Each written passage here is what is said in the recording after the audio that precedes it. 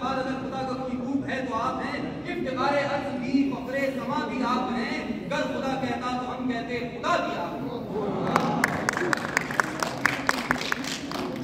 बादशाह ने दिल में ख्याल किया कहता तो सच, लेकिन इनकी मान लेना जरूरी है। लिहाजा उसने कहा इसका सबूत क्या है, और अगर तू खुदा का खुद हासिल है तो तेरे पास कोई मौजज़ा भी होगा। हुजूर मेरे पास एक मौजज़ा है। क्या? तो हुजूर मेरे पास एक ऐसा मौजज़ा है कि जो कुछ किसी के दिमाग में चल रहा होता है, जो भी इंसान सोच रहा होता है, वो मैं बता सकता हूँ कि वो क्या सोच रहा है। बादशाह ने कहा अच्छा बता इस वक्त हम क्या सोच रहे हैं। हुजूर आप सोच रहे हैं मैं कहीं झूठ तो नहीं बोल रहा। साहब उसी दिन वो वज़ारत का मामूल होगा। तो आज उस वज़ीर ने दस्तबस्ता अर्ज़ किया कि बादशाह सलामत, मुझे आपकी हालत देखकर बहुत अफसोस होता है, दिल खून के आंसू होता है, जी चाहता है आपकी बोरियत दूर और रंज का खून करूं। बादशाह ने कहा नहीं वज़ीर, हम तमाम माजूने कुश्ते मुक़द्दियात इस्तेमाल करके देख चुके हैं, गई जवानी लौट कर ना आएगी। तो हुजूर मैं इस वक्त आपके जिस्मानी नहीं बल्कि ज़हनी आरिज़े की दवा लाया हूँ। वो क्या? ने कहा हुजूर नई कहानी मसल मशहूर है, नई कहानी गुड़ से मीठी, दास्तान गोलियों को बुलवाइए, किससे सुनिए, जिंदगी की शीरीनी वापस आ जाएगी। वो तो ठीक है, लेकिन ये कम्बख्त दास्तान को किस्सा सुनाने की उजरत मांगते हैं, और ना तो कंजूस बादशाह की किस्सा सुनाकर हमारा नाम बदनाम करते हैं। हुजूर इसका भी हल मेरे पास मौजूद है। आप ऐलान करवाइए कि जो शख्स आपको नई कहानी सुनाएगा आप उसे माले दुनिया से गनी कर देंगे। वज़ीर जब तुम्हें मालूम नहीं कि शायद खजाना खाली पड़ा है, मुल्क सैलाब फंड पर चल रहा है, कभी हम IMF से कर्जे मांगते हैं,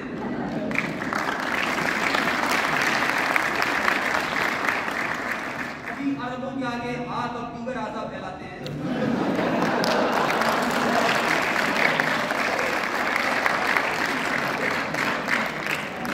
दल्लाली में रूह सीधा करवाते हैं, हम किस तंदस्ती में फीस करते हैं जो क्या माले दुनिया से तुम्हारे ऊपर बनी करेंगे। हुजूर बात तो पूरी सुनिए, आप ऐलान करवाइए कि जो शख्स आपको नई कहानी सुनाएगा, यानी ऐसी कहानी जो आपने पहले न सुनी हो, सिर्फ उसे आप माले दुनिया से बनी करेंगे। बादशाह ने कहा और अगर ऐसी कहानी किसी को सुना दी तो किसी ने कहा तो आप कह दीजिएगा ये मैंने सुन रखी है। बादशाह ने कहा अरे वाह, यानी एक तीर से दो शिकार, यानी चुपड़ी और दो दो। उसने कहा नहीं हुजूर, ऐसे ही मौके के लिए तो कहते हैं कहानी खत्म पैसा। तो बादशाह को अपने वजीर की सस्ती और टिकाऊ उसने फौरन ऐलान करवा दिया कि बादशाह को गुरबा का, गरीबों का बहुत ख्याल, और उसने गरीबी मिटाऊ स्कीम निकाली है। जो शख्स बादशाह को ऐसी कहानी सुनाएगा जो उसने पहले कभी ना सुनी हो, वो बादशाह उसे 20,000 सोने की शर्तियां इनाम देंगे। बादशाह क्या था, एक से एक दास्तान को किस्सा को दरबार में आता और रोजाना कहानी सुनाता। ऐसे एक शख्स दरबार में दाखिल हुआ और उसने कहा हुजूर हाजिर हूं दिलो जहां से गज्जे कीड़ा हूं, जरा सा कहिए कहानी सुनिएगा। ध्यान लगाकर होशे होश से सुनो कि जो जानता है वो जानता है, जो नहीं जानता वो जान ले। बहुत पुराने जमाने की बात है, एक था बादशाह हमारा तुम्हारा खुदा बादशाह। कहानी ऐसी झूठी नहीं, बात ऐसी मीठी नहीं। तो बादशाह सलामत का एक शाही हज्जाम जो हजामत के फन में मशराब और बातें बनाने में नाक, ज़बान उसकी कैंची की तरह चलती, ताजा फिक्रे उसके मुंह से कटे हुए बालों की तरह झड़ते थे। इसी तरह एक दिन ज़बान चपड़ चपड़ चल रही थी और कैंची खचर खचर चल रही थी। ज़बान चपड़ कैंची खचर चपड़ खचर खचर। अचानक कैंची भी अटक गई, ज़बान भी चल रही। ऐसा सुकून तालियों के बादशाह के सन्नाटे में आ गया। दिल में ख्याल किया हो ना हो ये खामोशी किसी तूफान का पेश क़ैमा है, नाई और खामोश हो जाए। इतने में नाई ने 10 बस्ता किया, बादशाह सलामत जान बख्शी हो तो अर्ज़ करूं।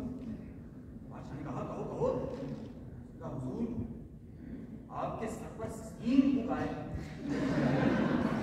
बादशाह ने सर पर हाथ देकर देखा तो मालूम हुआ दो उसे मखसूस उगाए। अब तक लोग मुझे बेवकूफ और जाहिल समझते थे, अब तो जानवर भी कहना शुरू कर देंगे। लेकिन नाई ने कहा हुजूर आप बिल्कुल फिक्र न कीजिए,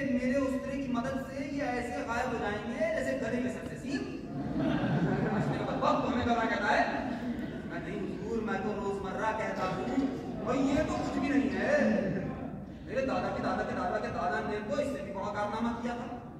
तेरे दादा के दादा के दादा के दादा ने क्या कारनामा किया था? हुजूर, क्या आपने मेरे दादा के दादा के दादा के दादा का किस्सा नहीं सुना?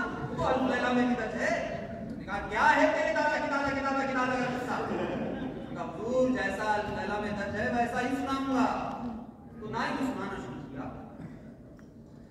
तो जब 708वीं रात आई तो कहने लगी शहरजाद, ऐ जवान वक्त, शिराज में एक रहता था नाई की खाती, मगर उसको बख्शा तो कुदरत ने एक और नादिर गिरातर हुनर दी कि जब भी किसी मर्द दाना का ज़हने रसा संगालूदा होने को आता नाई बुलाकर दिखाता कि नाई दिमागों का मशहूर माहिर था।